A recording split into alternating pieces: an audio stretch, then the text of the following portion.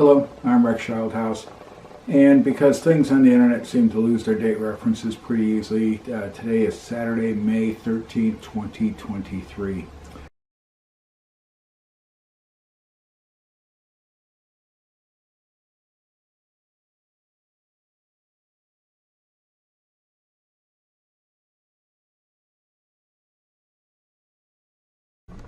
So one of the questions comes up, why is the back longer than the liner? And that's so you can see in this photo work. When you close the wallet, that gap is closed up. You need a differential of material so your wallet will close.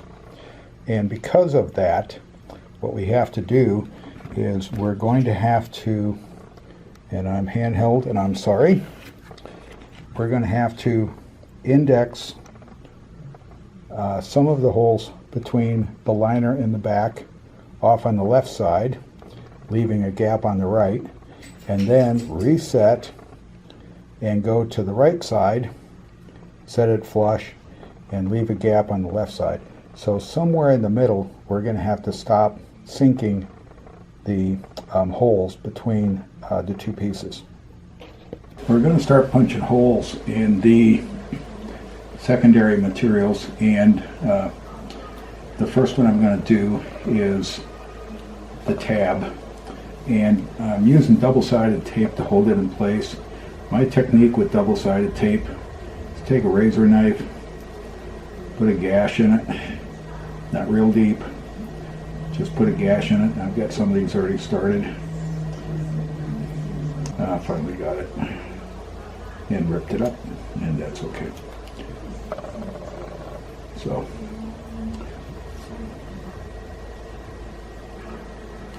the one that I set up to do on video is the one that gave me the most problems. Murphy's Law, I guess. Okay, this one here did exactly what I wanted it to do. Slid it, pushed it. Okay, so put that on my way. Now we're going to be punching in from the other side, from the face side, the outside of the back. These are intended. So what we're going to do now is we're going to drive the pricking tool, because the pricking tool is a parallelogram. Once it goes in one way, if you were to flip it over and punch it this way, number one, you probably not meet the front holes. But the other thing is the holes wouldn't be the same relationship. They're backwards. So what we're going to do is to drive these holes through the tab and do the tab, and then I'll pick you back up again and show you the next step. And before I leave you on this, I am using the pricking tool away from me, so need to maintain that orientation. Run the pricking tool across the top. You can see the holes come through here. Because the tab goes to the ends, we need to come back over here and grab that one.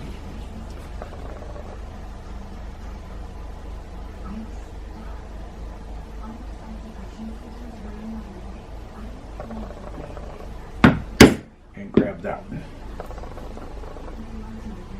And that will get the last of the holes on the tab. To do the liner, and the liner is fun because you have to do it in two sweeps. But at this moment, what I'm going to do is I'm going to put a piece of tape, painter's tape, so I know which is the top, because once I take the tab off, and the tab is punched to match this particular line of holes which might not be exact to this particular line of holes. So I now know exactly which one is the top on this piece. On the liner, it's not going to be an issue because the liner, you don't stitch across the top, you stitch across the ends, the bottom, and the two middle sections. So time to set up the pockets. Back to double-sided tape. What I'm going to do, I've marked the back. This is the top. I've marked the back. Since I was putting double-sided tape on, I did both sides. Let's see if I can get this guy to peel off quickly. I use a program called Camtasia. Bought it when I was teaching community college courses. Love it. You have used it for a lot of videos for my classes. I had 100 and something videos for my classes on it. As I said, the tape indicates that it's the top. So I'm going to lay this on as perfect as I can.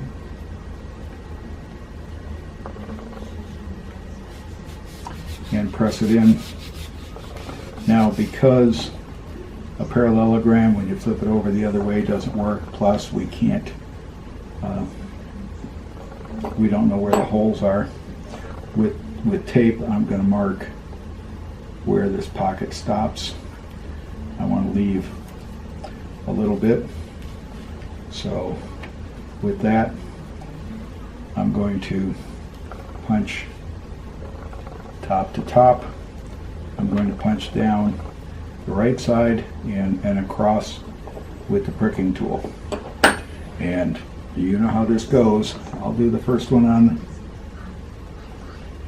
Keep it oriented so you're looking at the edge of the pricking tool, but we're trying to match things.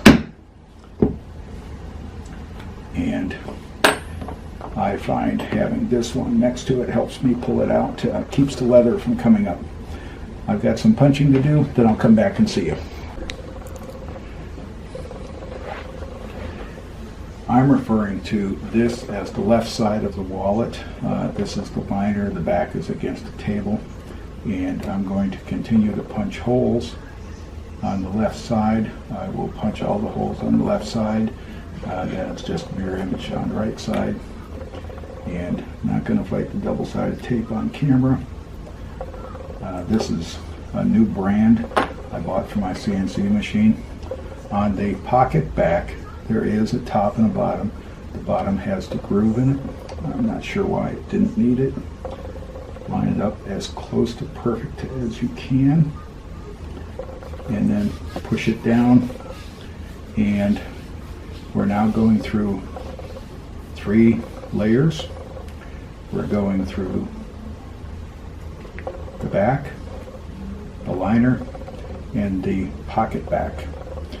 And that's going to take some more driving, but we're staying on this side here, and I'm doing 1 layer at a time, so I'm not driving the pricking tool through 4 or 5 plies at one time.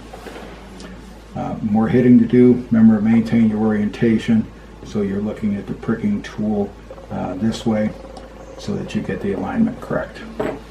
We've punched our holes from the back through the liner into the pocket back, and at this point what we're going to do is we are going to use double-sided tape to put the front of the pocket on, and then drive through again, and then put the individual tabs on and drive those through. So off camera, I'm going to put double-sided tape on and mount this, and then we're going to be going through 4 plies with the pricking tool, which is why I'm doing the plies one at a time. I'm going to do the front pocket on the left side. I've already got a piece of double-sided tape over here, so I've got 2 pieces of double-sided tape. Lay it in just as accurately as possibly can, and This piece here tells me don't punch because I've got the back attached to it. So, okay, I'm happy with that. It's good.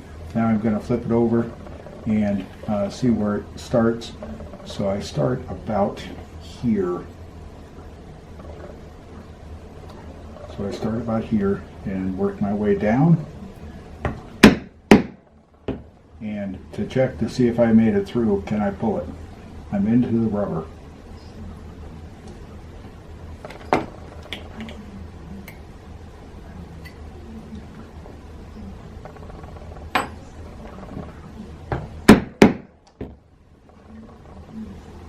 Into the rubber. So some more pricking tool work to do, and then we'll come back. More double-sided tape put down on this side. Take the upper tab, and remember that one of them is in 5/8 of an inch, one of them is in 1/2 inch. The one that's in 5/8 of an inch goes on top, and the one that goes in 1/2 inch goes halfway between the pocket face and the top. And with that, we don't do anything over here, but I do want to hold them in place. So I'm going to put painter's tape over there. So we come back. Not enough painter's tape.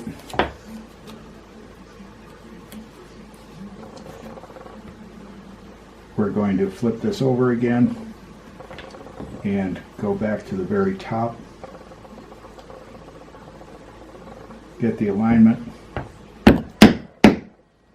Make sure it goes through. It's into the rubber back. I'm going to come down, get two over it, whole overlay. Okay. Now at that point, we've got holes through the tabs, so all the pricking tool work is done on this side. Now it's got to come over here, and we need to take it off the back to do that. So I'll do that off camera.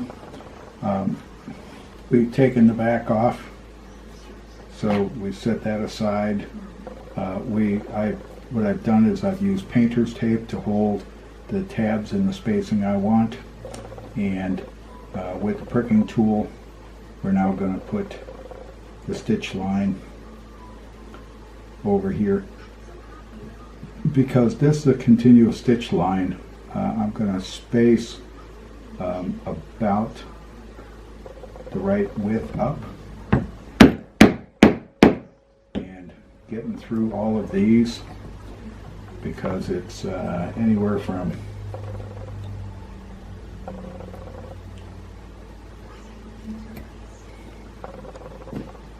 it's several layers, several plies.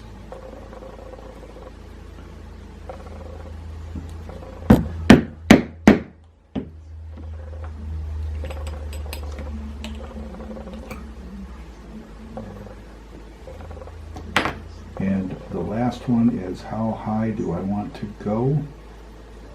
Where do I want it to finish? I guess I want it to finish right there. Okay.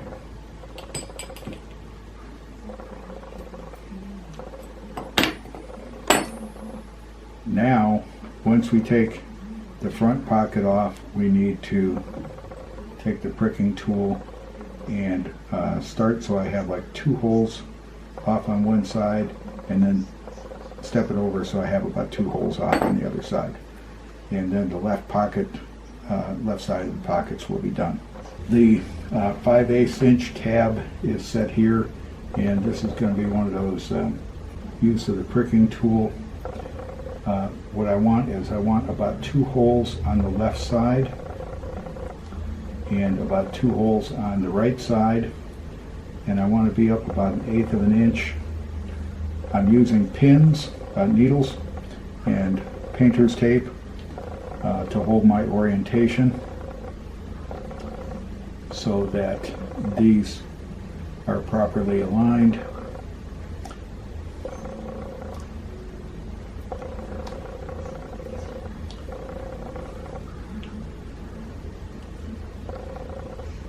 So that gives me my about 1/8 of an inch over here. That's in good alignment over here. It's in good alignment. That's good. Let's take it. And the only layer that this is going through is the back.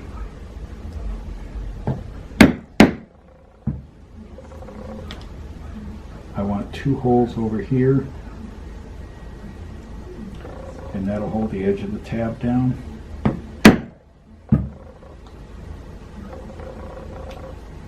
And 2 holes over here.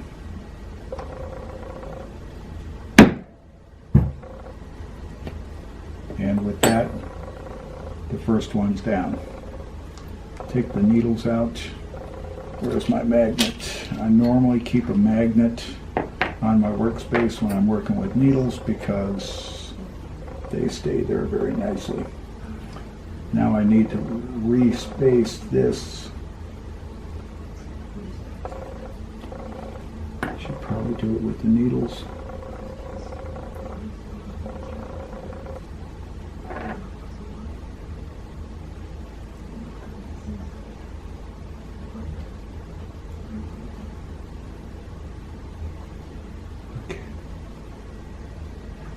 That's how I punched it.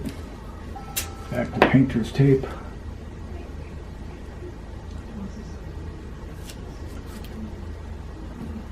Those are going to stay.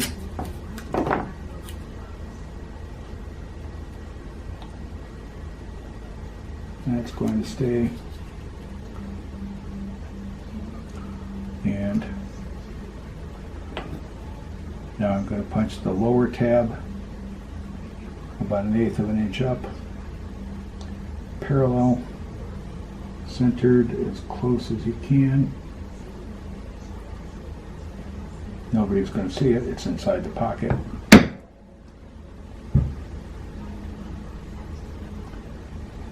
2 holes free.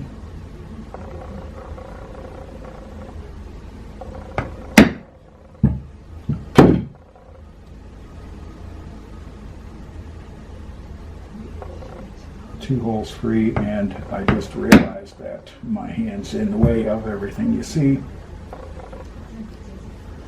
So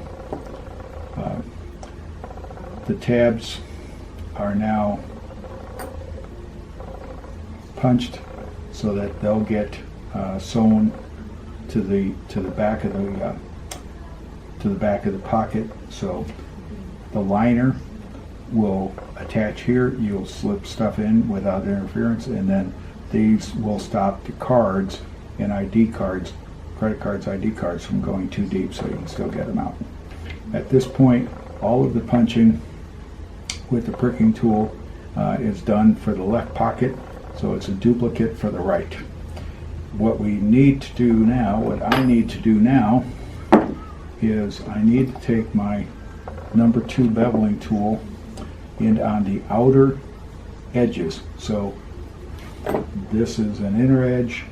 On the outer edges, take my number 2 beveling tool. This will hold this down. Get this up close.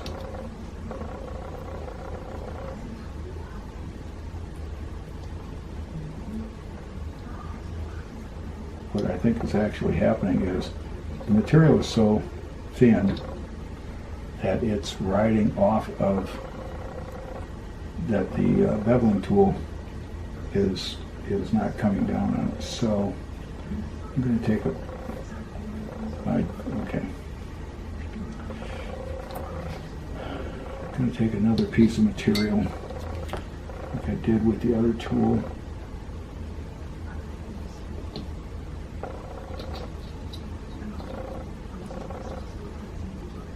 Raise it off the work pad.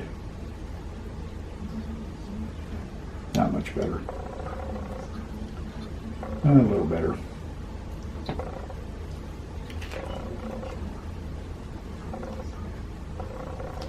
Now, this edge is the outside when it goes on. This is one of those, they tell me it's nice to have issues.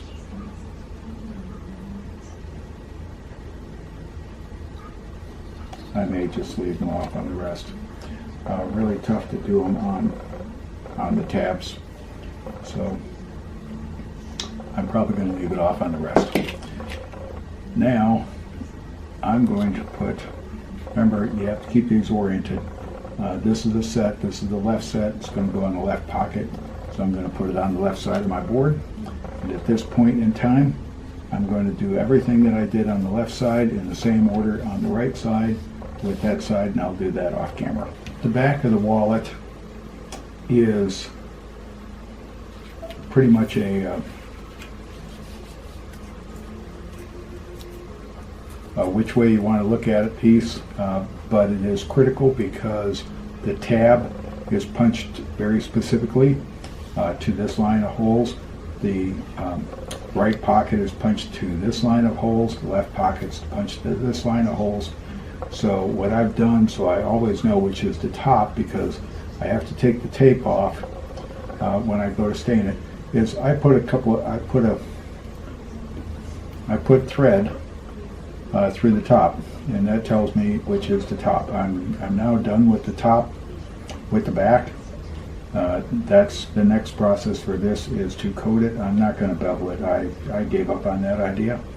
It's just simply too thin, and we're going to burnish the edges anyways. So I'm going to put this off on the side, and now I need to finish the right pockets, just like I did on the left, and they're set up. I've got everything punched with the pricking tool, and the step after what I'm going to do right now is to coat it, and I'm going to use Tandy Leather's EcoFlow gel. I really like how it goes on. I've used it on other products. I think this is their dark. I might do this one in medium. I really like how it goes on. I really like the finish it gives. What I'm going to do right now, though, is take a common ordinary fingernail file and clean up the edges of these guys a little bit, and that might put a little bit of a bevel on it. And can't clean them up a whole lot. Can't make them exactly smooth. Once the gel gets on them, they'll have a little more body, and I'll be able to clean them up a little more. So I've got a little bit of work ahead of me, and then I'm going to put the EcoFlow on, and I'm not going to show you how to do that. That's you take a sponge and depending on who you're listening to, dilute it with water a little bit or use it straight. I use it straight. Okay, off to doing some edge sanding, and then EcoFlow, and we'll come back after that. Getting ready to put on the EcoFlow Gel Antique. I shook it. This is the dark brown. I wasn't comfortable with the amount I had left, so I put some of the medium brown in it. It came out to be a really nice color. One of the things that you want to do when you do stain these, when you put the gel on, is you want to, for the back, you want to bring it in rough side as a curve and let it dry in this manner. For the liner, you want to do just the opposite. You want to bring it in on a curve and let it dry and acquire its memory at this point. The pros and the aces of the base and leather work and wherever else will tell you, you take a razor knife, cut your thread at 45 degrees, stick it through the eye of the needle, Quite honestly, I can't do that.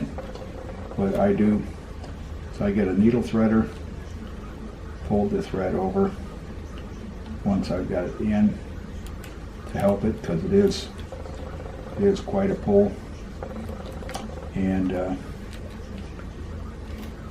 unthreaded. I'm going to use these. I've got two, and when I'm working with a needle on my table, I put a magnet, and that's where it stays. Off camera, just because I wanted to do it, I stamped my name on the back, and we know this is the top, so when the wallet is held like this, like a book, my name's going to be on it. So what I'm going to do now is, this is a mix of medium and dark, and I'm going to apply it to the pieces. When I do these, what I do is I take my little medicine dose cups, make all these little towers, and like for the tabs, I'll set them like this to let them dry. For the big pieces, I'll set them across the top and let them dry that way. So now I'm off to putting EcoFlow Gel Antique medium and dark mix onto my pieces. Clue, always wear gloves with this stuff, and from experience with a lot of painting, a lot of mechanical cars type stuff, if you get stuff on your hands, try Head & Shoulders shampoo, particularly if it's oil or grease. Head & Shoulders takes it off really great. I will tell you, Head & Shoulders does not do a great job on this, but I haven't found anything that does. So if you get this on your hands, you've got it for a couple hours. The EcoFlow is on. All the pieces are sitting here drying. The inner liner has been brought in to have the rough on the outside, the smooth on the inside, because it's the inner liner to enhance its memory. The back has been brought in also with thread, smooth on the outside, rough on the inside, to give it its memory. The left pieces are still on the left side, the right pieces are still on the right side, because, and I'm stressing it, they've been stamped that way. Why introduce some variables there? So now it's got to dry. It has dried overnight. I'm going to take it off the cups, and remember, we're keeping left and right orientation, so those stay over to the right. The next step to do is we need to stitch the two tabs to the face, and make sure that you get the long one up on the top, because they go in on top of each other. The long one gets sewn in first, then the shorter one gets sewn in. With both left and right side tabs sewn on, then we're going to sew the pocket back with the pocket front off to the liner. So let me step into the threading portion of this. I'm going to use this thread, and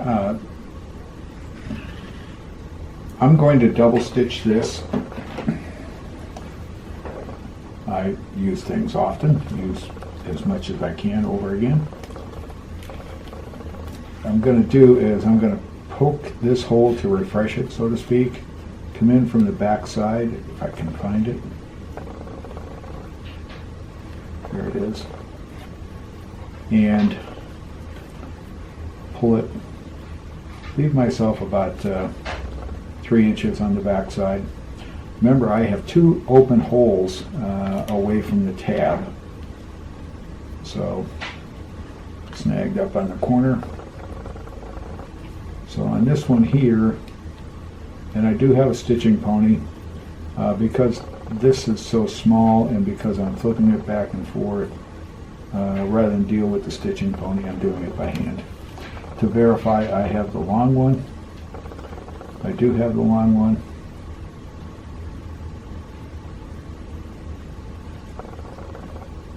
Poke that through.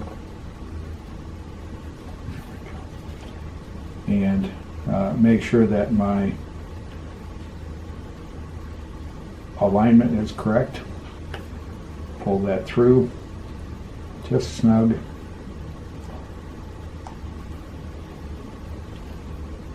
And I pulled the thread off my needle preference.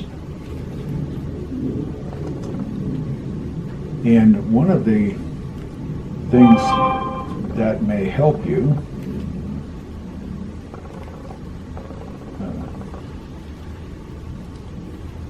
is to use something like a paper clamp to hold this in place. One of those big black things. I just used my thumb. Oops, okay. I came through the wrong hole. So you have a chance of spearing your own thread. If you stick the needle through and then pull the thread and it doesn't pull the needle, you're not attached.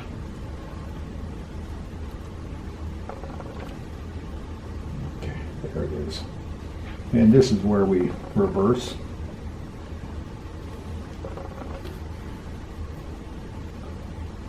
And this stitch is very locking. And if by accident you actually spear your first thread, what it really does is it locks it in.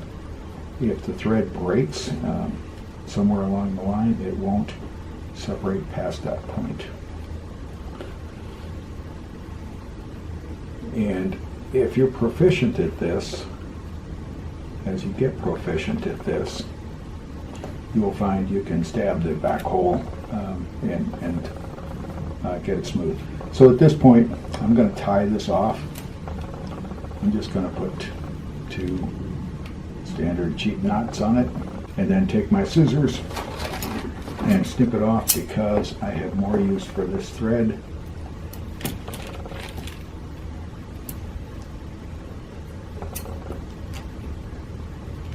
And I will do the final trim with my thread zapper, which also melts the thread. So the first one's on. The second one is going to be the same way, using the same thread. Doesn't matter what color thread you're going to use on this because it's going to be covered up. This is one of the annoyances, incidentally, that I have with this new double-sided tape. It left adhesive. I should have tried to clean it somehow. Now my thread zapper, pull the threads up.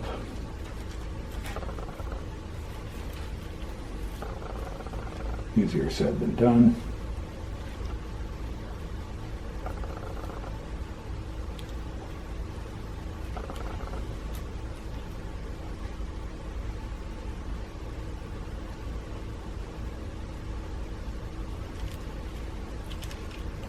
Okay. And when this stuff melts, it does stink. Okay. Now they're sealed. And now I'm going to take my hammer and I'm going to tap these guys down so that when you slide a card in, they don't jam.